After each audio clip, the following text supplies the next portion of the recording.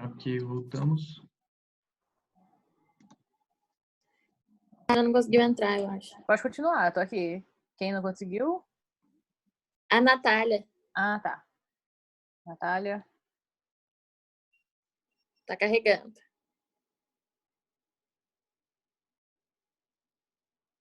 Bem, próxima pergunta. Qual o papel da escola na comunidade? O E respondeu: a escola é mais uma das bases para um desenvolvimento saudável. É muito mais do que ensinar um alfabeto, e sim um ambiente que propicia um processo contínuo de aprendizado para a vida.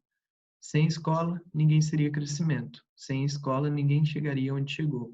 Seríamos ainda mais perdidos e desintegrados.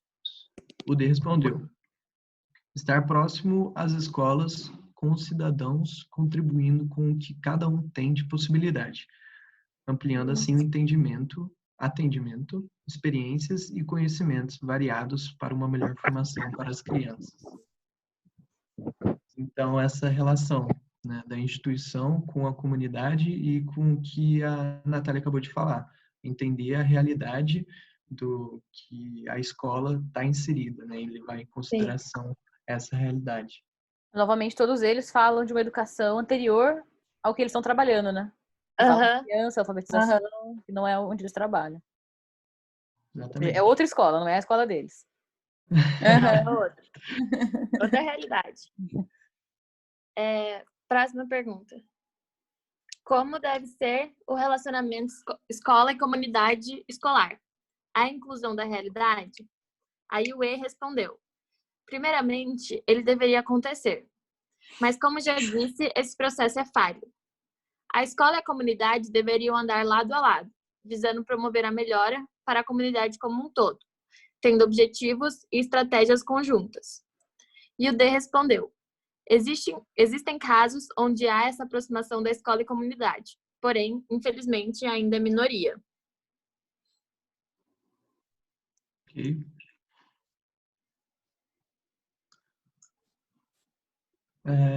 Quais os benefícios da gestão participativa para a comunidade escolar? Aí o E respondeu: as visões se ampliam. E o D respondeu: o crescimento de todos, participantes. Todos têm o desejo de serem ouvidos e participar de fato de algo, e essa possibilidade torna isso possível. Se eu não me engano, eu acho que é no artigo de políticas públicas que fala realmente disso, que os professores, eles não são escutados, né? Então, os professores, eles estão desmotivados. A gente está fazendo um estágio, né, no Balbi, e a gente percebe isso, né? A gente percebe que varia muito, mas o professor, ou ele está desmotivado, e aí ele acaba aderindo a uma postura mais passiva, de tipo, eu já tentei fazer de tudo, só que não deu certo, então estou desmotivado e o sistema é assim, então eu desisto, deixa como tá. E, ao mesmo tempo, professores que têm essa motivação, têm essa energia, mas acaba que o sistema, a instituição em si, não acaba contribuindo para o desenvolvimento. Então, é o crescimento conjunto da instituição. Desamparo aprendido, né? Exatamente. Tenta pular pro lado que dá certo, mas continua tomando choque. Chega uma hora que ele cansa. Exatamente. Ok. A instituição educacional consegue suprir a demanda educacional? Aí respondeu: não. Mais uma vez afirmo, ela é falha. E o D respondeu: depende sempre da cultura da instituição. A escola consegue atender com qualidade a uma alta demanda, tal como há escolas que não conseguem atender com qualidade uma demanda baixa e vice-versa.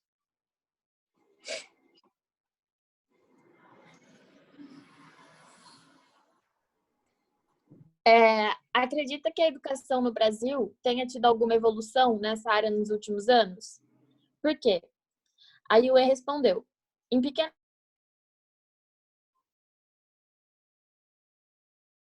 que me faz acreditar que não. Uma via de mão dupla e bem diversa. O D respondeu: não. pois a educação mais integral do ser ainda não é ofertada a todos, ou à grande maioria. Quando isso se inverter, é bem provável que possamos falar em evolução na educação nacional.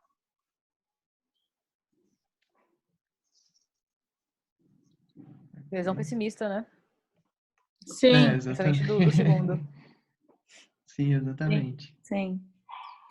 E a gente que estuda toda a história, né, que a gente tem visto, os processos da educação, a gente vê o quanto evoluiu, né? O quanto ainda tem para evoluir, mas o quanto já evoluiu, em parte dando do que era antes para o que é hoje. Nós, a gente deu tipo, grandes passos, entre aspas. Ainda tem muito fácil para ser dado, muito. Mas eu acho que entra muito na questão do quanto a gente conhece dos processos educativos, né? E entra a importância da gente estar estudando isso tudo para que a gente possa ver que, dá para melhorar, tem que melhorar, mas o quanto, tipo, a gente já conseguiu avançar, isso traz esperança, né? Uhum. Eu acho que a maioria dos educadores tem uma visão de que hoje está pior do que há 10 anos atrás. Dos que eu conheço, pelo menos, esse discurso é muito recorrente, de que nunca foi tão ruim quanto hoje. Assim. E você, Fernando, o que você acha?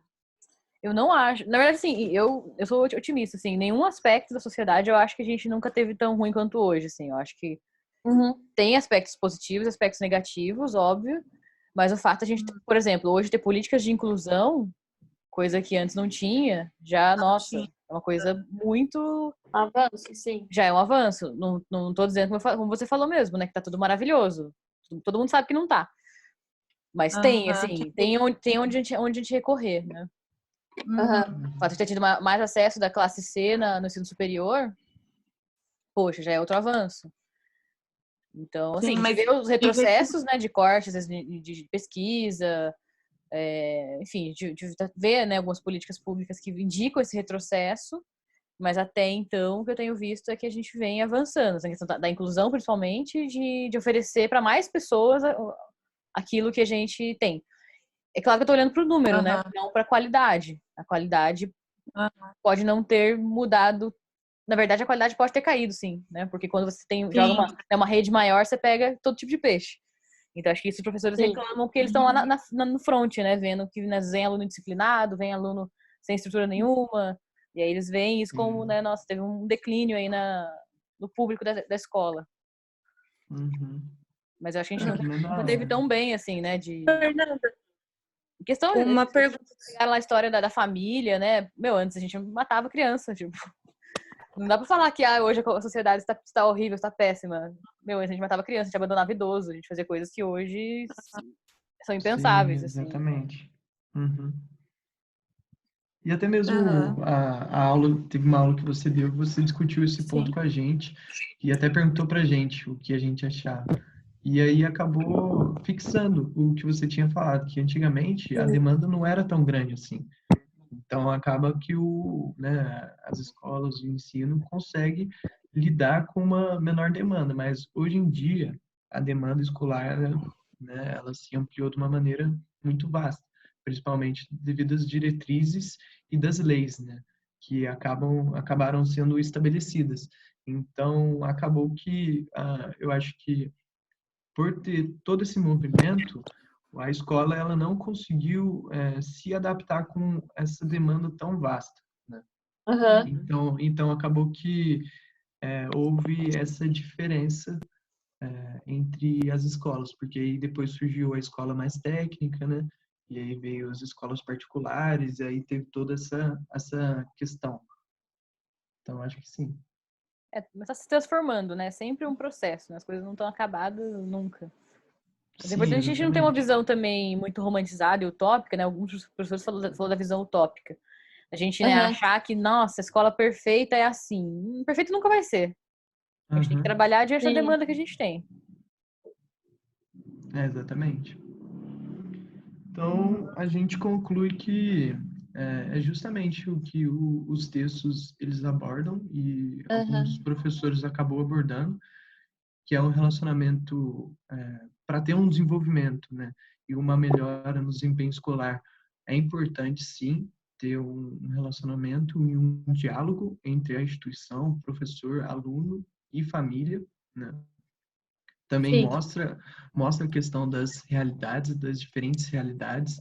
Então, dá para perceber nas entrelinhas que eles falam, né, da realidade, e entender e compreender a realidade do indivíduo, porque essa criança e esse aluno, ele tem uma herança, né? Antes dele ir Sim. para a escola, ele tem uma herança, ele foi constituído em um ambiente familiar, então vai se diferenciar se é um ambiente familiar desestruturado, vamos colocar assim, ela vai ter uma formação, se é um ambiente estruturado, ela vai ter outra formação, então atender essa desigualdade, né? E Sim. promover esse relacionamento, diálogo. Sim, ver, tipo assim, o indivíduo na realidade que ele se insere e promover o diálogo entre a escola e a família. Uhum. Ótimo, gente. E qual que é a relação que vocês estabelecem entre isso, né, que os entrevistados falaram e o que está na teoria, nos textos dessa disciplina ou outros textos que vocês leram? Então, tal que a gente estava conversando no começo, né, a respeito dos textos, assim, do fato dessas classes, do fato da ordem, como que é? Deixa eu pesquisar aqui, colocar aqui no texto a palavra certa para eu falar. Sobre os capitais, que é uma coisa que nossa Deus, eu fixei, eu vou levar para a vida. E que a gente vê muito forte, né? Todas essas relações. Então, a gente consegue ver nas falas, durante a entrevista e tudo mais, o fato de se misturarem todas essas coisas, de não ter como andar sozinho, que sempre vai estar vinculado uma coisa a outra. Então, a falha, né, tipo, a falha institucional, ela vai estar associada também a uma falha do governo, vai estar associada a talvez uma falha da comunidade, e aí sempre vai estar entrelaçado. E a maioria dos autores vai dizer sobre a importância de você conhecer aquela sociedade, né, aquele meio que a pessoa está inserido, para que possa trabalhar através disso na educação, né? Então, eu acredito que o meu ver, tipo, o que ficou muito claro da teoria para essas perguntas foi isso, dos teóricos, eles virem com essa ideia de que a gente precisa trabalhar a sociedade e não só uma máquina, sabe? De produção, de reproduzir conhecimento, reproduzir conteúdo, e vamos, tipo, fazer engenheiro, vamos fazer isso, vamos fazer aquilo. Mas, de fato, criar pessoas. E para criar pessoas, a gente precisa conhecer. E daí a gente pega as respostas, a gente vê a questão da parte precisa entender eles como uma sementinha que a gente precisa cultivar. Então, tipo, para você cultivar uma semente, você precisa conhecer, você precisa saber do que aquela semente precisa, né? Então, isso tem muito a ver com o conhecer a sociedade, o meio. Sim, não é um evento isolado, né? Exatamente. É uma relação. Tem um parágrafo do Paulo Freire que eu vou ler aqui porque eu acho que acaba exemplificando tudo que a gente falou. Ele fala assim: a construção do conhecimento é um processo coletivo que junta a prática e a teoria em uma perspectiva dialética para a construção da consciência crítica. No processo de conscientização, ao valorizar a cultura, a realidade do ser humano é objetiva e empreende-se uma educação com eles e não para eles. Então, essa questão da relação e de levar em consideração a realidade, né? O Paulo Freire, ele fala um conceito, acho que é de devenir, alguma coisa, algo do gênero assim, que ele fala do processo que a educação, ela é dinâmica e ela está num eterno movimento, né? Que a educação, ela está sempre mudando. Então, a gente pode ver que a educação, como era antes, não é a mesma educação de hoje, e que vai ser a educação também do futuro, que elas vão mudando, e a gente percebe que mesmo com as classificações, e a gente vê que o Brasil não tem um bom desempenho escolar, mesmo com tanto investimento, né? e a gente é um dos países que mais investe em educação, mas a gente não tem um retorno nas classificações, a gente percebe que houve sim uma melhora, principalmente eu acho que nessa questão de levar em consideração a realidade do indivíduo, né? E eu acho que, além dessa questão, muitos outros autores falam dessa questão da massificação, falam também da questão de uma indústria cultural e até de uma questão do capital. Eu acho que, entre linhas, né, os entrevistados eles acabaram falando essa questão. Sabe? Eles não colocaram com essas palavras, mas a gente consegue perceber que sim, que há uma desigualdade social. E, tipo, como que a gente vai trabalhar essa desigualdade social? Essa é a questão. Ou seja, eles têm uma visão ampla, então, né, do processo, que não é só escola, aluno. Sim. E que tem esses fatores que vão impactar. Ótimo. E o que vocês acham que isso tem a ver com a meritocracia, que era um outro tema dessa aula? Então, aí vai entrar muito a questão, para mim, entra muito a questão da classe, do fato, igual eu pontuei, né, a questão do Enem.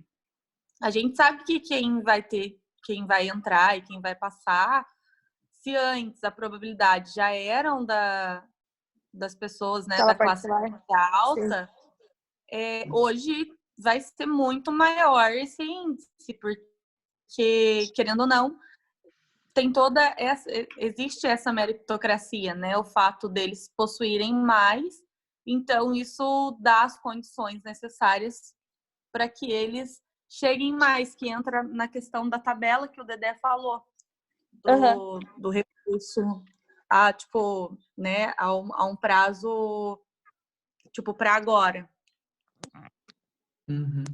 Eu acho que também o que acaba relacionando com isso que a Natália falou é a questão que o Bourdieu ele acaba tomando no texto dele, que ele fala da questão da neutralidade, que antigamente acreditava-se que a escola era neutra, né? Todos os indivíduos eles poderiam competir da mesma maneira, e aí depois eles começaram a ver que não, que isso daí era algo utópico, e há diferença sim na realidade. Sim. Então eu acho que entra. Vamos só retomar o conceito. Maravilha, gente. Só retomando o conceito, então, da meritocracia. A meritocracia é a crença de que a pessoa tem, né, retornos na vida dela, tem resultados apenas dependendo do quanto ela se esforçou para aquilo acontecer. Ele considera outros fatores pré-existentes, outras variáveis. Então, se você se esforçou, você vai ser recompensado. Se você não se esforçou, você terá o que você merece. Então, isso aplicado à escola é você endossar essa crença de que todo mundo tem as mesmas oportunidades, todo mundo é inteligente igual, todos os alunos têm as mesmas condições de oportunidades. O que vai variar é o quanto que o aluno se esforçou para tirar boa nota ou não. E o foco nessa coisa do resultado, né? De nota, de quanto teve de retorno. E isso está ligado ao fracasso escolar, porque justamente como o André falou, seria lindo se não fosse utópico, né? Porque considerar que as pessoas começam, já, né, nascem em situações muito diferentes umas das outras. Então, você desconsiderar, né, a desigualdade social, os hábitos familiares, qualquer condição, né, que a pessoa tenha e considerar apenas o esforço é uma injustiça. Porém, acreditar na meritocracia existe, tem uma função para isso, né? Parece uma ideia muito democrática e muito justa. Porque antes de você ter a meritocracia, né, quem estava no poder eram os reis, eram as pessoas que herdavam por né, relacionamento consanguíneo, né, por serem herdeiros, o poder. E aí quando você fala assim, não, agora quem vai estar no poder é quem é o mais inteligente, ou quem é o mais sábio, né? Esses foram os gregos que falaram. Você fala, pô, muito melhor, né? Melhor do que você ter um demente lá, sei lá, uma pessoa despreparada que é líder só porque ela é filho do rei, né? Então parece uma ideia muito justa, uma ideia muito melhor do que a que tinha antes. Porém, o que a gente vê hoje é que essa coisa, esse ideal, né, de justiça, de meritocracia, ele acaba servindo para justificar as desigualdades. para você Sim. centrar ainda mais, né, concentrar ainda mais no aluno a culpa por ele não ter chegado onde ele queria chegar. Uhum. Exatamente. Eu acho E que acaba sendo muito frustrante, né? isso acaba se relacionando com o papel do psicólogo na escola. Porque Maravilha. antigamente a profissão era tipo mais a questão de o psicólogo ele via, ele fazia muito teste, né? Fazia muita O essas coisas para ajustamento, né? mostrar. Aham. Ah, o Exatamente. aluno da Tipo, escola. o aluno era o problema, então diagnostica, né, esse problema, faz um teste, faz alguma coisa do gênero e mostra, esse daqui é o problema.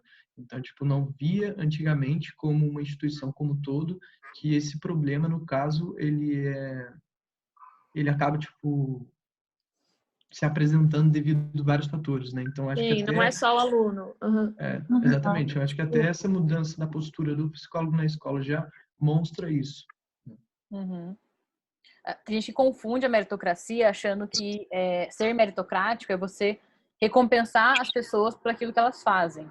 E não tem Uhum. problema a gente recompensar as pessoas por aquilo que elas fazem. O problema é quando você faz isso desconsiderando outros fatores que não sejam apenas o esforço da pessoa. Ou quando você Sim. faz isso sem considerar que alguma pessoa, né, algum aluno pode não ter chegado a um bom desempenho, um desempenho esperado para aquela série, por exemplo, porque ele teve outras condições que você não olhou durante o processo e que você não garantiu que ele conseguisse superar aquilo. Né? Você achar que o aluno vai sozinho, que ele vai com as próprias pernas, e você tem, às vezes, né, aluno com deficiência intelectual, tem aluno com, né, sem condição familiar, aluno que tem que trabalhar, aluno que tem, né, diversas situações. Não olhar para a diversidade. Fatores. Uhum. Esse é que é o problema. Então, você pode sim recompensar o aluno pelo que ele fez, né, de forma reforçadora, vamos dizer assim. Mas você tem que também dar condições para que o outro também consiga. E não comparar um com o outro, né? E falar, se fulaninho conseguiu, você também consegue. Que isso é uma fala comum a gente vê, né? Ah, então por que o Uhum. fulaninho consegue e você não, né? É porque ele se esforça. Mas a gente olhar que tem outros fatores ali, por exemplo, né, do próprio aluno que a gente está falando da inclusão, né? Do aluno com. Você tem uma sala diversa, né? Alunos com deficiência intelectual e aluno com outras habilidades, por exemplo. E a política pública prevê que você ofereça para cada aluno aquilo que ele precisa para ele aprender e poder se desenvolver ao máximo. A política pública não prevê que todos os alunos têm que ser iguais, nem que todos os alunos têm que, né, tirar 10. Não é isso, Uhum. mas que todos os alunos têm que, né, aprender e estar sendo respeitado a característica dele. Sim, até na minha antiga escola do ensino médio, tinha muita divisão. Tipo, os 30 primeiros alunos, eles ficavam numa sala diferente, eles tinham um ensino diferente, porque, tipo, eles eram espertos e o resto não tinha capacidade, sabe? Uhum. Se você assistisse uma aula, você ia ver que, tipo, lá eles dão muito mais atenção do que pro resto das salas, porque achavam que o resto não tinha capacidade. Uhum. Esse modelo de, né, colocar na sala A os alunos mais que têm melhores notas, isso vai reforçando, né, ainda mais essa desigualdade.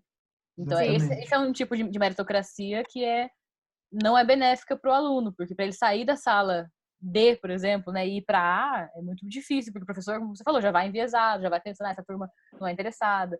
Na escola em que eu estudei no ensino médio, os alunos que tinham notas mais baixas, os que eram reprovados, só podiam se matricular no período da noite. Tinha ensino médio manhã, tarde e noite, mas à noite eram os alunos que, né, ou não podiam, porque trabalhavam, que tinham alguma outra atividade de manhã e tarde, ou os alunos que foram reprovados. E de manhã ficavam os alunos com as melhores notas. Então você já tá reduzindo a chance do cara que já foi reprovado, já tem um histórico, dele reprovar, tá aumentando a chance dele reprovar de novo, porque ele já tá numa sala. E o aluno acaba acreditando naquilo, né? Tipo, não, eu não sou capaz, então eu tenho que ficar aqui porque eu sou desse jeito. E vocês falaram muito disso hoje no começo da conversa, e ontem também a turma que eu conversei falou disso, da importância de se ajudar, da gente estar numa aula, né, com seres humanos que olham pra gente, conversam, colegas, né, tem um grupo que ajuda. Então, quando você tem uma sala heterogênea, né, de alunos que têm notas boas, alunos que não têm notas boas, tem mais chances dos alunos que não têm notas boas melhorarem do que se você bota todos eles juntos. Porque eles vão, né, primeiro internalizar essa identidade, né, do aluno que não aprende, do aluno que tem dificuldade. Isso vai reforçar, né? Isso é fracasso escolar, né? Quando vocês pegaram a definição do fracasso escolar, né, que os entrevistados deram, o texto fala isso, que é um termo difícil de definir porque ele envolve muitas coisas, envolve comportamento, envolve baixa aquisição de conhecimento, envolve desistir, né, evadir a escola, O fracasso escolar acabou virando sinônimo para qualquer, tipo assim, problema que aconteça, né, na escola. E aí a gente pode, né, usar o nosso poder dentro da escola, nossos mecanismos para ajudar isso a acontecer ou não. Então, quando você puxa o papel do psicólogo escolar, André, era justamente a próxima pergunta que eu ia fazer, que é o que vocês podem fazer diante disso. E algumas coisas conversam com o que os entrevistados falaram, e com o que o texto fala, que é estabelecer uma união, né, entre escola e comunidade, um diálogo entre famílias e escola. Isso é papel do psicólogo escolar. Trazer, né, as políticas, levar e trazer, né, ter essa via de mão dupla, né, de conscientizar os professores para que eles tenham, né, assim, uma condição de atuar na política pública, deles falarem o que eles pensam também, motivar esse grupo, assim como trazer as políticas públicas para dentro da escola e efetivá-las. Então, a gente tem vários papéis que a gente pode exercer para além de atender o aluno individualmente, além de fazer diagnóstico, que pode auxiliar muito mais esse processo de forma mais ampla. Certo, realmente pessoal? isso, Fernanda. Certo. Então, parabéns Certo. ao grupo que apresentou hoje. Muito obrigada pela apresentação de vocês, agradeço. foi muito boa. Obrigada pela conversa do começo da aula também. Alguém tem mais ponto que a gente está chegando no fim da nossa aula? Bom, então Travou. vou encerrar por aqui. Opa! Não, só perguntei se tinha algum outro ponto que vocês queriam trazer. Todo mundo ficou quieto? Eu Travou. só queria... Foi a hora que travou. Deu Vocês estavam falando aí e eu não estava ouvindo, tá bom.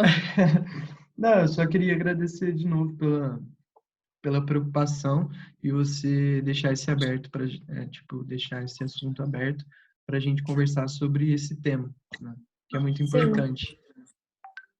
Legal, gente. Sim, professora, foi muito interessante. Obrigada. Obrigada a vocês também. Eu estava falando sobre relacionar o conteúdo com a aula, né? Que a gente ia falar hoje sobre desempenho e tal, fracasso escolar. Eu acho muito interessante aquela parte que eles falam de, tipo, a noção de bom aluno e mau aluno. E você pegar agora a gente na faculdade, né? Eu acho que a maior parte do sofrimento que a gente está passando é justamente a gente sentir que não está cumprindo com essa questão do bom aluno, né? A gente estabelece uma meta, uma questão, e a gente tem dificuldade em perceber o nosso rendimento caindo em decorrência da crise e a gente não conseguir colocar isso no plano, a gente se auto-culpar por isso, sabe? Não conseguir, eu acho que é um reflexo dessa educação inteira que a gente passa em meritocracia, em questão de a gente que é responsável, você que está sob controle das coisas. Eu vejo que o meu, pelo menos, sofrimento está bem atrelado a não conseguir equilibrar isso agora nesse cenário, né? Mas não é, a gente sabe que tem esses fatores externos e que não adianta a gente se cobrar demais, né? Isso não ajuda, a gente não...